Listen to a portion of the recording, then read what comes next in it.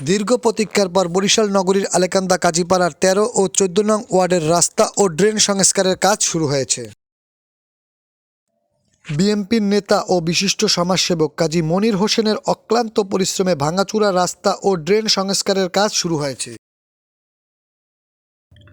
আজ বেলা ১২টার দিকে বরিশাল সিটি কর্পোরেশনের তত্ত্বাবধায়ক প্রকৌশলী, নির্বাহী প্রকৌশলী ও উপসহকারী প্রকৌশলী কাজের পরিদর্শন করেন। এ সময় তারা উন্নয়ন কাজে কোনো ভেজাল আছে কিনা তা খতিয়ে দেখেন। এদিকে দীর্ঘ এক যুগ পর আলেকান্দা কাজীপাড়ার সড়ক ও ড্রেনের কাজ শুরু হয়, এলাকাবাসীর মনে আনন্দ বিরাজ করছে।